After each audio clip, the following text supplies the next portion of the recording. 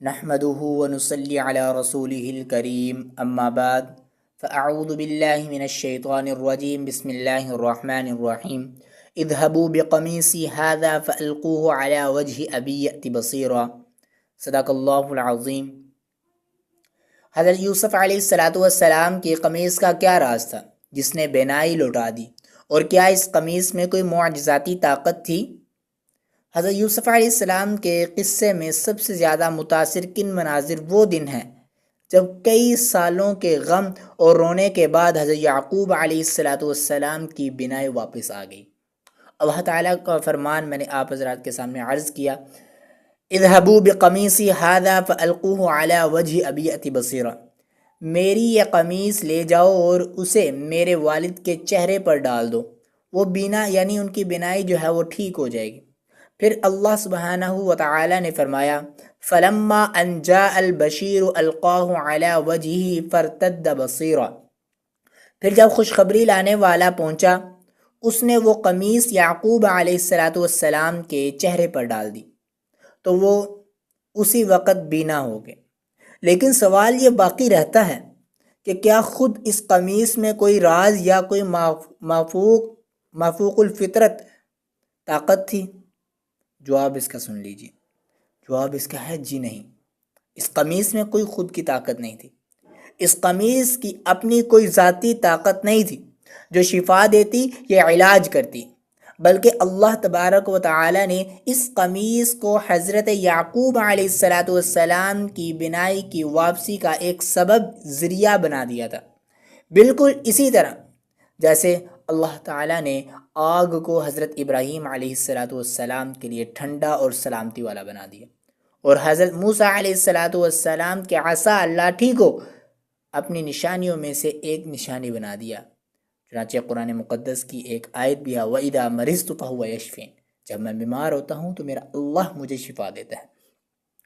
چنانچہ شفا صرف اور صرف اللہ کے حکم سے ہوتی ہے، قمیص کی کسی طاقت سے نہیں۔ بعض مفسرین نے ذکر کیا ہے کہ حضرت یوسف علیہ الصلاۃ والسلام کو اللہ کی وحی کے ذریعے یہ معلوم ہو گیا تھا کہ ان کی قمیص والد کے چہرے پر ڈالنا ان کی بینائی کی واپسی کا سبب بنے گی، اس لیے انہوں نے وہی کیا جو اللہ نے انہیں حکم دیا تھا۔ قرآنی بلاغت اور باریکیوں پر غور فرمائیں تو حضرت یوسف علیہ الصلاۃ والسلام کے قصے کے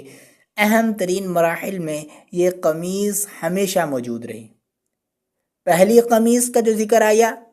بھائیوں کے جھوٹوں کی گواہی بنی جب وہ اس پر جھوٹا خون لگا کر لائے تھے، اور دوسری قمیص حضرت یوسف علیہ الصلاۃ والسلام کی پاک دامنی اور بے گناہی کی گواہ بنی جب وہ پیچھے سے پھاڑی گئی تھی۔ تیسری قمیص خوشخبری لے کر آئی جس سے طویل جدائی کے بعد حضرت یعقوب علیہ الصلاۃ والسلام کی بینائی لوٹ آئی۔ سبحان اللہ، ایک قمیص جس کا سفر غم سے شروع ہوا، پھر وہ بے گناہی کی گواہ بنی اور آخر کار خوشی اور ملاپ کا سبب بن گئی۔ اسی طرح اللہ تعالیٰ ہمیں سکھاتا ہے کہ شدید ترین آزمائشوں کے بعد ہی سب سے بڑی کامیابی اور کشادگی آتی ہے، اور جو اپنے رب سے اچھا گمان رکھتا ہے تو اس کے فیصلے پر صبر کرتا ہے، اللہ اس کے صبر کو کبھی ضائع نہیں کرتا۔ اللہ تعالیٰ کا ارشاد گرامی ہے اِنَّهُ مَن يَتَّقِ وَيَصْبِرْ فَإِنَّ اللَّهَ لَا يُضِيعُ أَجْرَ الْمُحْسِنِينَ، یقیناً جو بھی تقوی اختیار کرے گا اور صبر کرے تو اللہ نیکوکاروں کا اجر ضائع نہیں کرتا۔ ہمارے آقا و مولا جناب محمد مصطفیٰ صلی اللہ علیہ وآلہ وسلم پر درود و سلام بھیجیں، اور اگر آپ کو یہ بیان اچھا لگا ہے، پسند آیا ہے تو اس کو آگے بچائیں۔ اللہ رب العزت سے دعا ہے اللہ رب العزت ہمیں ان باتوں کو سیکھنے کی اور آگے پہنچانے کی توفیق عطا فرمائے۔ وما علینا الا